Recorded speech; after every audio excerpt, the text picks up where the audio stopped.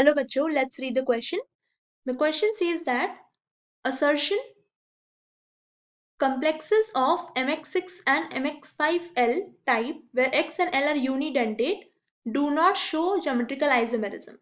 And reason वाले statement में क्या लिखा हुआ है? Geometrical isomerism is not shown by complexes of coordination number 6. Okay? So सबसे पहला बात तो की concept हमारा क्या हो जाएगा कि geometrical isomerism कौन से compound show करते हैं? Compounds which have compounds having different geometry. अगर geometry में difference आएगी तभी around central metal ion. अगर central metal ion के around geometry में difference आएगी then only it can show geometrical isomerism. Geometrical isomerism. So basically अगर हम देखें जो compounds हमें दी गई है mx6, we have mx6, it is an octahedral compound. So अगर हम देखें हम x की पोजीशन कितनी भी चेंज कर लें, ये चेंज करने पे कुछ भी चेंजेस नहीं होगा, so ये as it is रहेगी, तो ये तो geometrical isomerism शो नहीं करेगी. Do not show geometrical isomerism. Geometrical isomerism. फिर हमें कंपाउंड दिया गया है mx5 and l.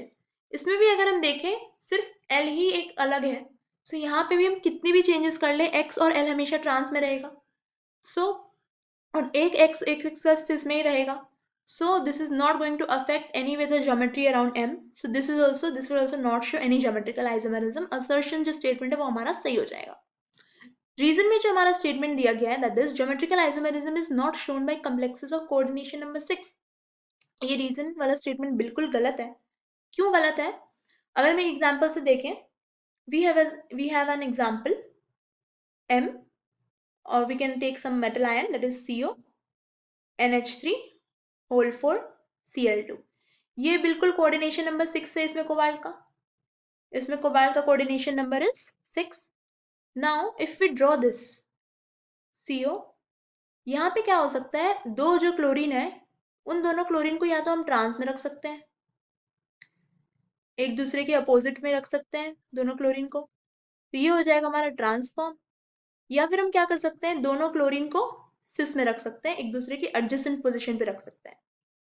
तो ये वाला जो फॉर्म हो जाएगा हमारा, that will be a cis form.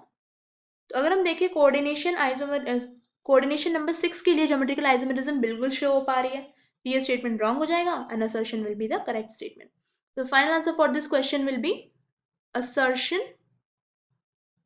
assertion is correct